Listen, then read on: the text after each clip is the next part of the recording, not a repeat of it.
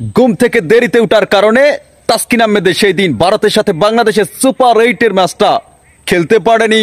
তাই অনেকে গুঞ্জন তুলেছে, সোশ্যাল মিডিয়া ইদানিং বেশি বেড়াচ্ছে যে তাসকিন আহমেদের জন্য হয়তো সেই দিন বাংলাদেশ ক্রিকেট দলটা ভারতের সাথে হেরেছে। তাসকিন আহমেদের সেই বিষয়টা নিয়ে পুরো ডিটেলস তিনি তার অফিসিয়াল ফেসবুক থেকে এইমাত্র একটা পোস্ট দিয়ে সবাইকে ক্লিয়ার করেছেন। তিনি বলেছেন, সর্বোচ্চ আমার 10 থেকে 15 মিনিট হয়তো লেট হয়েছে। বাংলাদেশ এবং ভারতের সুপার 8 ম্যাচে টস হওয়ার আমি 20 মিনিট আগে আমি মাঠে গিয়েছি। আমার যারা শুভাকাঙ্ক্ষী আছেন তারা জানেন যে আমার জীবনের সর্বোচ্চটা দিয়ে আমি বাংলাদেশের জন্য চেষ্টা করি।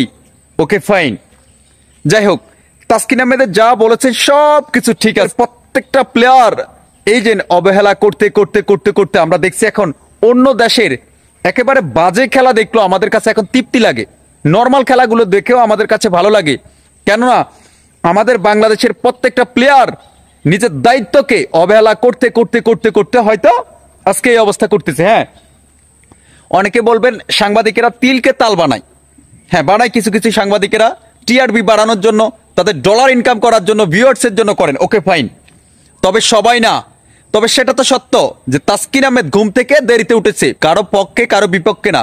তবে সত্য তো এটা যে তাসকিন আহমেদ লেট করে ঘুম থেকে উঠেছে। তার কি দায়িত্ব ছিল না যে আগামীকালকে আমার খেলা আছে, এখন আমি একটু আর্লি ঘুমাই কিংবা যত কষ্ট হোক না কেন আমি উঠে যাব? আর তাসকিন আহমেদ তো রুমের ভিতরে শুধু একা ঘুমাননি, হয়তো তার ফ্যামিলি ছিল, আরো অন্যান্য কেউ ছিল। তারা তো চাইলে ঘুম থেকে উঠাই দিয়া তাকে তার প্রফেশনে পাঠাইতে পারত।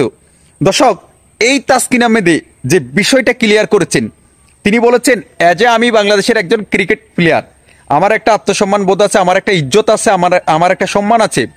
এখন আপনারা যেভাবে আমার এই ব্যাপারটা নিয়ে টানা হেরসা করতেছেন, এটা হয়তো আমার একটু সমস্যাতে যায়। হ্যাঁ ঠিক আছে, দেখেন একজন প্লেয়ার ঘুম থেকে দেরিতে উঠার কারণে সেই প্লেয়ারের জন্য নাকি একটা দলে হেরে গেছে, এমনটা যদি তাসকিন আহমেদের উপর চাপিয়ে দেওয়া হয়, বাংলাদেশের বাইরে তাদেরকে আরো অন্যান্য দেশগুলো তাদেরকে চিনে, কারণ তারা ইন্টারন্যাশনাল ফেমাস। এখন তাসকিন আহমেদের সব কিছু ঠিক আছে, তবে আমি হাম্বল রিকোয়েস্ট করব বাংলাদেশের যারা ক্রিকেট খেলোয়াড় আছেন তাদের কাছে, পুরো বাংলাদেশের যারা ক্রিকেট প্রেমী আছেন তারা একটাই রিকোয়েস্ট করে যে ভাই আমাদের জন্য সব কিছু করেন। তবে মিডিয়ার মাধ্যমে আপনারা চাইলে যারা যারা এই সমস্ত নাটকগুলো তৈরি করে একের পর এক রিউমার সরিয়ে পুরো বাংলাদেশের যারা ক্রিকেট প্রেমীরা আছেন তাদের ভিতরে একটা দ্বিধাদ্বন্দ্বতা বাজিয়ে দেয় এবং যারা ইজ্জতের সমস্যা করে এটার একটা ব্যবস্থা করেন। আপনারা আপনাদের জায়গা থেকে সর্বোচ্চটা দিয়ে একটু চেষ্টা করেন যাতে করে আমরা মোটামুটি একটু আমরা স্বস্তিতে বাঁচতে পারি। প্রিয় দর্শক, তাসকিন আহমেদ কি লিখেছে, সেই দিন কি ঘটেছে এই ভিডিওর নিচে আপনারা একটু দেখেন। আমি এই ভিডিওর কমেন্ট বক্সে আমি দিয়ে দিছি পুরোপুরি ডিটেলস, আপনারা দেখেন পড়েন আসলে সেই দিন সমস্যাটা কার ছিল, কি কারণে তাসকিন আহমেদ খেলতে পারেনি। আপনাদের একটু মতামত এই ভিডিওর নিচে জানান।